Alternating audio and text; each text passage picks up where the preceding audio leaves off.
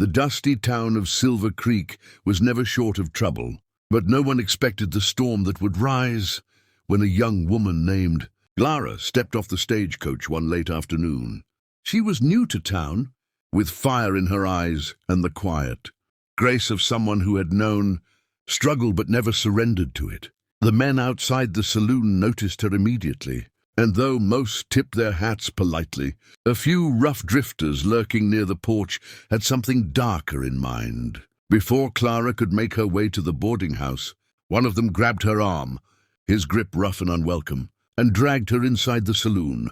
The heavy doors swung shut behind her, swallowing her gasp of protest and the sound of her boots scraping across the wooden floor. Inside, the smoke, laughter, and smell of cheap whiskey closed in on her like a trap. She struggled, fighting against their hands, but they were bigger, meaner, and fueled by the arrogance of men who thought no one would dare stop them. Her cry for help was sharp, cutting through the piano music and the low roar of voices, but most people looked away, unwilling to tangle with the gang that ruled the darker corners of town.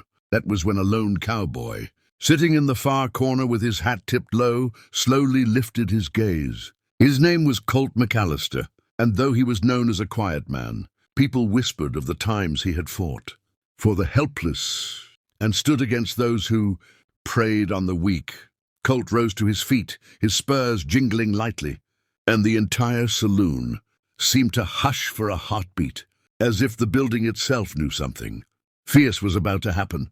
Clara was shoved toward a table, the gang laughing as she tried to push them away, and one of the men sneered, "Sit quiet, girl, and no one gets hurt." But Colt's voice cut through the haze, steady and commanding, "Let her go." The laughter that followed was cruel, and the gang leader spat on the floor, sizing Colt up. "You don't know who you're talking to, cowboy," he said, reaching for the knife at his belt. Colt's hand rested calmly on the grip of his revolver, but his eyes burned with something deeper than anger.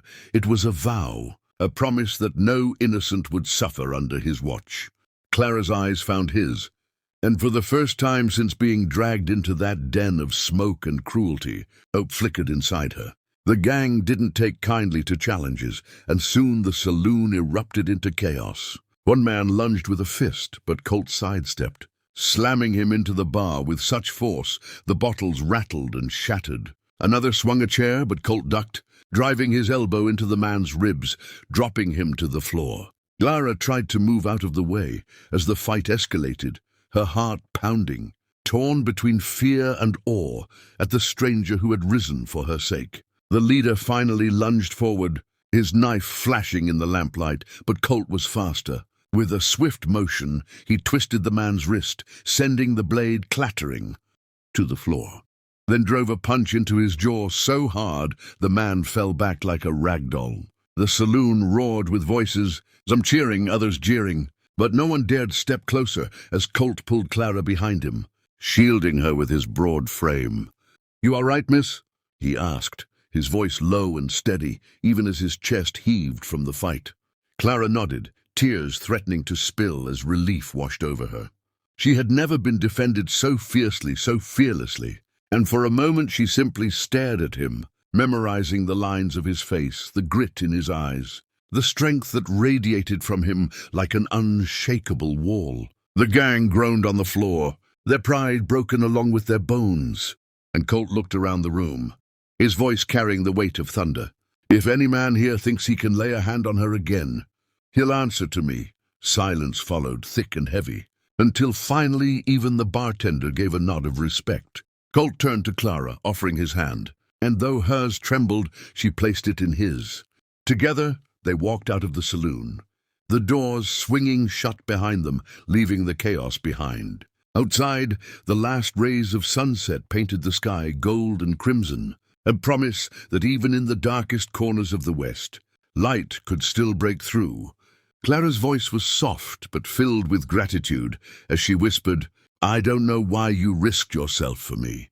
Colt adjusted his hat, his jaw tightening just slightly before he answered, "Because no one should fight alone." And with those words, something unspoken passed between them, an understanding that this was not The end of their story, but only the beginning.